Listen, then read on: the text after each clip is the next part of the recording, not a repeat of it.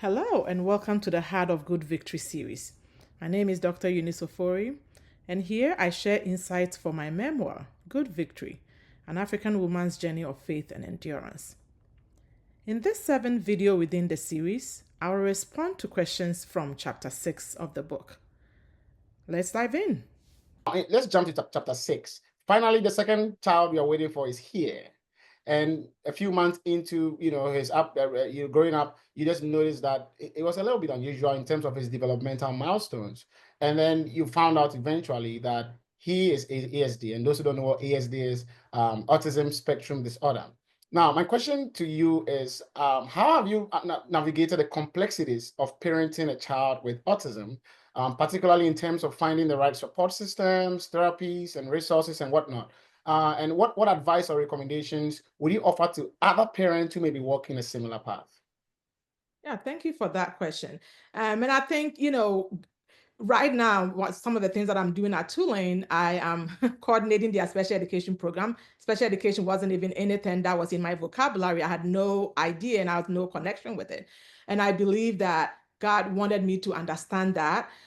So I would say navigating this journey was, took a lot of patience and persistence and determination, and really advocating fiercely for your child. I was really, truly blessed, like Mariko was saying, I'm truly blessed to connect with a wonderful family in our church. And I think since Mariko mentioned that, they were a huge resource for us because like here we had no idea. And I had been an educator in Ghana for many years, but I had no clue what that was. And the Reynolds family were just a huge blessing to us.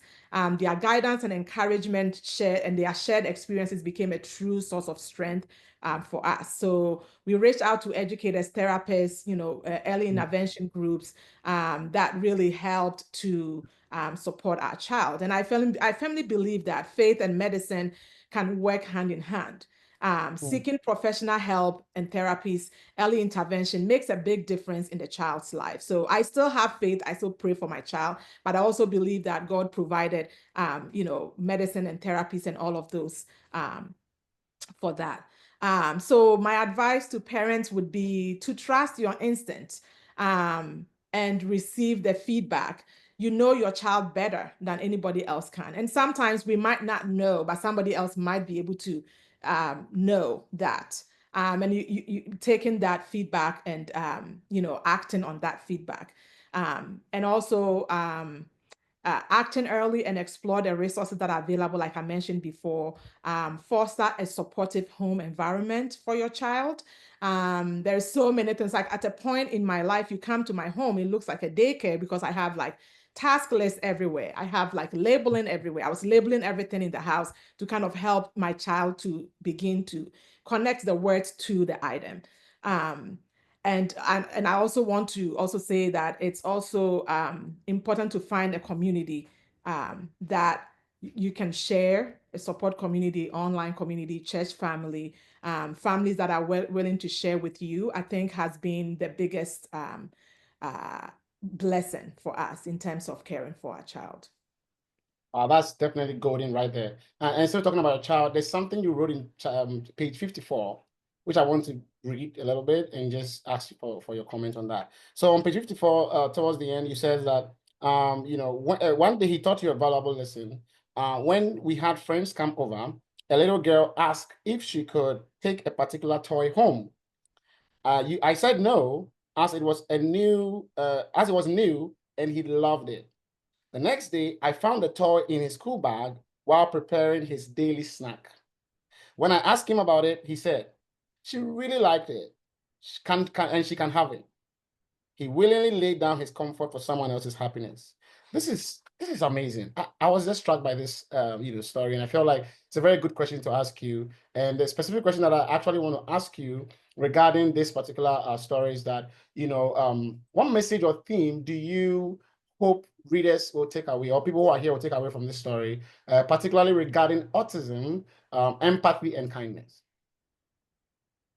I hope that readers see that autism isn't a limitation, but a unique way of experiencing and engaging with the world around them. Um, Empathy is very essential. Every child has his own story, and potential and understanding and patience, right? So having that patience go a really long way. And I think like you mentioned, that child has taught me so much that being a believer myself, there's so many things I'm like, oh no, I have my new toy, I'm keeping it. I'm not giving it out. Like I need to use it a little bit more. But to really Right. give away what you really love because somebody else wants it is just a blessing that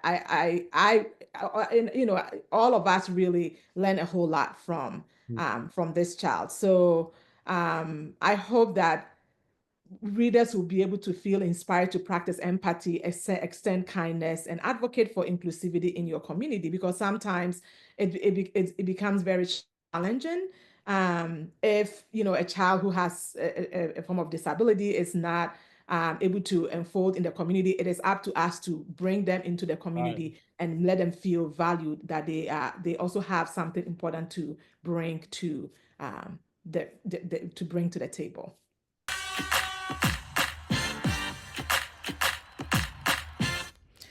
Together, let's reflect, connect, and discover what it means to live a life of victory.